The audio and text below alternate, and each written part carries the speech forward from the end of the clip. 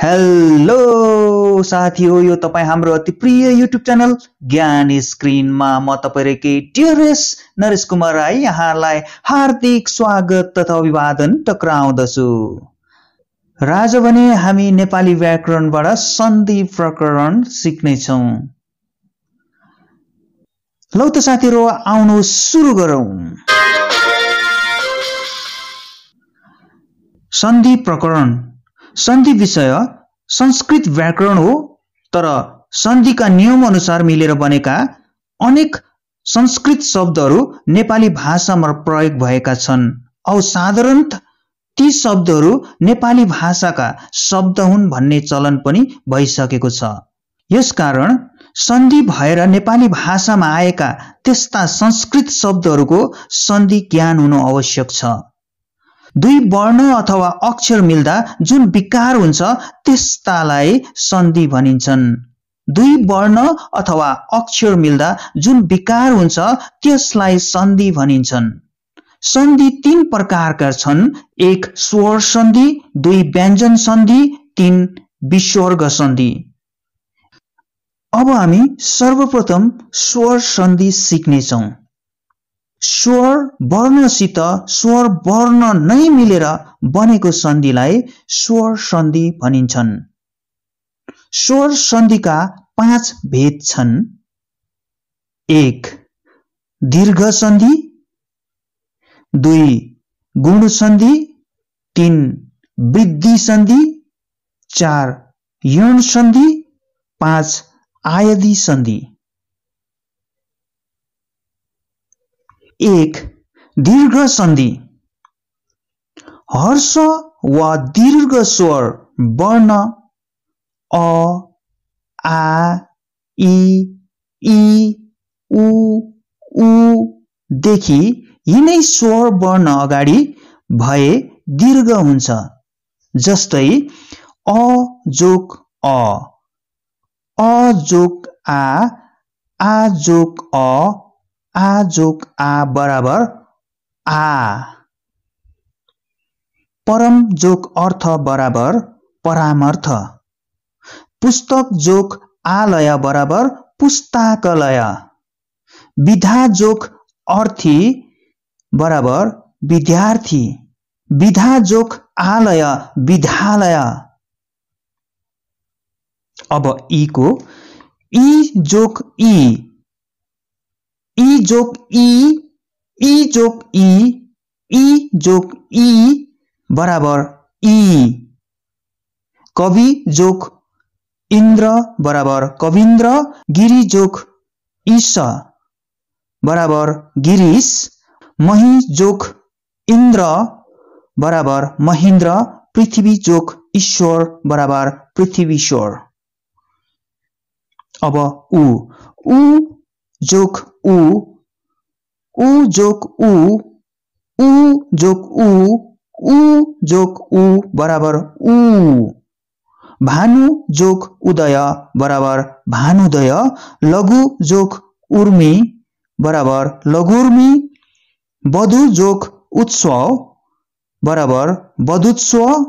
भू जोक उध्वर्व बराबर भूध्वर्व।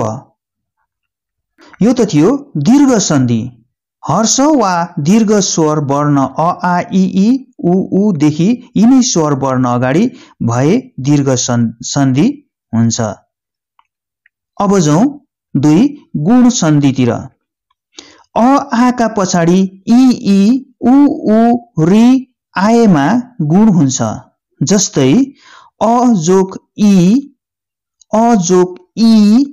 आ जोक इ बराबर ए।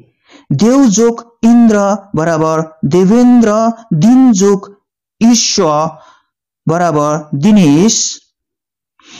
महा जोक ईश्वर बराबर महेश्वर। यस्तै प्रकारले अ जोक उ, आ जोक उ, अ जोक उ, आ जोक उ बराबर ओ। प्रेम जोक उपहार प्रेम उपहार। गंगा जोक उर्मी गंगोर्मी। पर्वत जोक ऊर्ध्व बराबर पर्वोध्व। महाजोक उत्सव बराबर महाउत्सव। अजोक री, आजोक री बराबर और। यहाँनिर हेरौं, देउजोक ऋषि बराबर देउ ऋषि, महाजोक ऋषि महाऋषि। यो त थियो गुण सन्धि। अब जाउँ वृद्धि सन्धि। अ आ पछि ए ऐ ओ औ आएमा वृद्ध हुन्छ। जस्तै a joke A, a joke ऐ, आ जोक ए, आ जोक ऐ बराबर ऐ। जन जोक एक बराबर जनैक। विपुल जोक ऐश्वर्य बराबर विपुल ऐश्वर्य। सदा जोक एउ बराबर सदैव। महाजोक ऐश्वर्य बराबर महाश्वर्य। अजोक ओ, अजोक औ, आजोक औ बराबर औ। रक्त जोक ओष्ठ बराबर रक्त ओष्ठ। वनजोक औषधि बराबर वनौषधि। महाजोक औषधि महाऔषधि। अब हामी सिकौं यौन सन्धि। इ ई, उ ऊ, ऋ। यी स्वर वर्णका परस्पर असमान स्वर वर्ण आए यण य र ल वा हुन्छ। अगाडि कुनै स्वर वर्ण भए पनि हुन्छ। जस्तै इ बराबर य, इ बराबर य। इ जोक अ बराबर य। यदि जोक अपि बराबर यद्यपि। यस्तै प्रकारले इति जोक आदि बराबर इत्यादि। उपरि जोक उक्त बराबर उपर्युक्त। नि जोक उन बराबर न्यून। देवी जोक आगत बराबर देवगत। उ बराबर व, उ जोक अ बराबर व। अनु जोक अय बराबर अनुय। सु जोक आगत स्वागत। अनु जोक ऐषण बराबर अन्वेषण। रि र, रि जोक अ बराबर र। पितृ जोक अनुमति पितृ अनुमति। प्रीति जोक आलय पित्रालय। प्रीति जोक इच्छा बराबर प्रीतिच्छा। अयादि सन्धि। ए ऐ ओ औ को अगाडि कुनै स्वर वर्ण भए क्रमशः आयदि अय आय औ आओ हुन्छ। जस्तै ए बराबर अय, ऐ बराबर आय, औ बराबर औ। ए जोक अ बराबर आय। ने जोक अन बराबर नयन। नै जोक अक बराबर नायक। पो जोक इत्र बराबर पवित्र। औ बराबर आओ। औ जोक अ बराबर आओ। पो जोक अक बराबर पावक। औ जोक उ आयु। औ जोक ई आवी। भो जोक उक बराबर भावुक। नौ जोक इक नाविक। अब हामी व्यञ्जन सन्धि जान्नेछौं। व्यञ्जन वर्णसित व्यञ्जन वर्ण अथवा व्यञ्जन वर्णसित स्वर वर्ण मिलेर भएको सन्धिलाई व्यञ्जन सन्धि भनिन्छन्। व्यञ्जन सन्धिको केही नियमहरू यस प्रकार छ। त द जोक च बराबर च।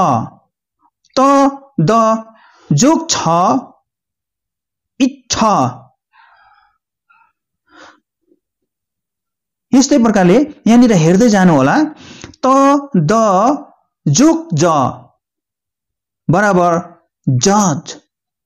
त द जोक झ बराबर जज्छ। अब यहाँ हेरौं, उक्त जोग चारण बराबर उच्चारण, त द जोग छवि बराबर तच्छवि, विपद जोग जाल बराबर विपजाल, तत् जोग झंकार बराबर तझांकर, तत् जोग टीका तट्टिका, उक्त जोग दिन बराबर उडीन, एथ जोग ढक्का इत ढक्का, तत् जोग लिन तलिन, उत जोग श्वास उच्छ्वास, उत जोग हाथ बराबर उद्धात। दोस्रो उदाहरण, स जोग त षष्ठ, स जोग थ षष्ठ, स जोग ध डठ। अब यसलाई प्रकृत जोग त बराबर प्रकृष्ट, सस जोग थ सषष्ठ, दिष्ट जोग धी दिष्टाधि। उदाहरण 3, च जोग न चंचा, ज जोग अ बराबर ज्ञ, याच जोग ना बराबर याचना, यज जोग न यज्ञ। अब हामी सिकौं विसर्ग सन्धि। विसर्ग सन्धिसित अर्को वर्ण स्वर वा व्यञ्जन मिलेर हुने सन्धि विसर्ग सन्धि हो। विसर्ग आकरन्त उकारान्त र इकारान्त शब्दमा प्राय दु नि र आदि अक्षरका अगाडि हुन्छन्। जस्तै दूर बराबर दु विसर्ग, निर बराबर नि विसर्ग, अन्तर बराबर अन्तर विसर्ग, वय बराबर वय इत्यादि। विसर्गको अगाडि च वा छ भए विसर्गको सट्टामा तालव्य स औ ट वा ठ भए मूर्धन्य स हुन्छ। जस्तै विसर्ग जोग च बराबर सच, विसर्ग जोग छ सछ, विसर्ग जोग ट षष्ठ, विसर्ग जोग ठ बराबर षष्ठ। नि विसर्ग नि जोग चय, नि विसर्ग छल, नि जोग छल निश्छल, नि जोग ठुर बराबर निष्ठुर। अब विसर्गको अघि र पछि अ भएमा तीनैवटा जोडिएर ओ हुन्छ, तर पछाडि अ र अगाडि अ बाहेक अरु नै स्वर वर्ण भए विसर्गको लोप हुन्छ। जस्तै अ जोग अ बराबर ओ, मन जोग अवधान बराबर मनोविधान, यस जोग अभिलाषी यशोभिलाषी, अत जोग एव अतएव। अब विसर्गको अगाडि क ख प फ भए विसर्गको सट्टामा स हुन्छ, तर कहीँ कहीँ भने विसर्ग जस्ताको तस्तै रहन्छ, किन्तु विसर्ग अ आ बाहेक अरु स्वर वर्ण अगाडि भए दन्त्यन्य स मूर्धन्य स हुन्छ। जस्तै अ जोग क बराबर अस्क, आ जोग क बराबर आस्क, नम जोग कार बराबर नमस्कार, भा जोग कर बराबर भास्कर। यस्तै प्रकारले यो हेर्दै जानु होला। र विसर्गको पछाडि हर्ष स्वर अनि अगाडि र भए विसर्गको सट्टामा हुने र लोप हुन्छ र पूर्ण स्वर दीर्घ हुन्छ। जस्तै अ विसर्ग अ जोग र आर, इ जोग र इर, पुनः जोग रचना बराबर पुनर्रचना, पिता जोक रक्ष बराबर पितराक्ष, नि जोक रस बराबर निरस, नि जोक रोग बराबर निरोग, नि जोक रौ बराबर निरौ, चच्छु जोक रोग बराबर चचरोग। अब विसर्गको अगाडि त थ भए विसर्गको सट्टामा दन्त्य नै स हुन्छ। जस्तै इ जोक त बराबर इस्त, इ जोक थ बराबर इस्त, अ जोक थ बराबर अस्थ, नि जोक तार बराबर निस्तार, बही जोक थी बराबर बहिस्थित, क्षिप्त जोक थुत्कार बराबर क्षिप्तस्थकार। अब विसर्गको अगाडि अ भए अनि अगाडि वर्णको तेस्रो, चौथो र पाँचौं वर्ण अथवा य र ल वा ह भए अकार र विसर्ग दुवै मिलेर ओकर हुन्छ। अ जोक ह बराबर औ, मन जोक हरन मनोहरन, मन जोक हर मनोहर, मन जोक रथ मनोरथ, अध जोक गति बराबर अधोगति। यस्तै प्रकारले यहाँनिर अरु पनि छन्। अब विसर्गदेखि पूर्व अ आ बाहेक अरु कुनै स्वर भए अनि अगाडि स्वर वर्ण अथवा वर्गको तेस्रो, चौथो र पाँचौं वर्ग अथवा व र ल वा ह भए विसर्गको सट्टामा रेफ हुन्छ। जस्तै इ जोक भ बराबर इर्भ, इ जोक न बराबर इर्ण। जस्तै नि जोक भर बराबर निर्भर, नि जोक नय बराबर निर्णय, नि जोक आकर बराबर निराकार, नि जोक बल बराबर निर्बल। यस्तै प्रकारले यी शब्दहरू यस प्रकार छन्। अब हामी सिक्नेछौँ सन्धि र समासमा भेद। सन्धि र समासमा भेद। समासमा शब्दको मेल हुन्छ, शब्दका अक्षर हराई वा यतावती भई छोटो र नयाँ शब्द बन्दछ। सन्धिमा चाहिँ दुई वर्ण मिलेर एक रूप हुन्छ। समासमा सन्धि हुन सक्दछ तर सन्धिमा समास हुनै पर्छ भन्ने केही छैन। यी दुईमा यी नै भेद छ। अनि भाषाका शब्दमा अथवा तद्भव शब्दमा समास त हुन्छ तर सन्धि प्राय हुँदैन। यसो भए तापनि नेपाली भाषामा संस्कृत शब्दबाट आएका धेरै तत्सम शब्द हुनाले तत्सम शब्दका निम्ति पनि सन्धि जान्नु लाभदायक छ। संक्षेपमा भन्न सकिन्छ सन्धि समास। सन्धि अक्षरहरूको एक रूप, जस्तै रमा जोक ईर्ष बराबर रमेश, नि जोक कपट बराबर निष्कपट इत्यादि। समास मुख्यत शब्दहरूको संयोग, जस्तै कामलाई लायक बराबर कामलायक, राजाको भवन बराबर राजभवन इत्यादि। अब सन्धि कहाँ कहाँ आवश्यक छ सिकौं। एक पदमा सन्धि अवश्य गर्नुपर्छ, जस्तै नि जोक अन बराबर नयन इत्यादि।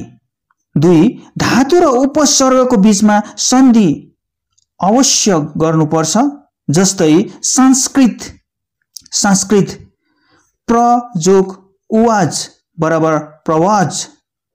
तीन, समासमा पनि सन्धि नित्य हुन्छ, जस्तै राजाको गृह बराबर राजगृह इत्यादि।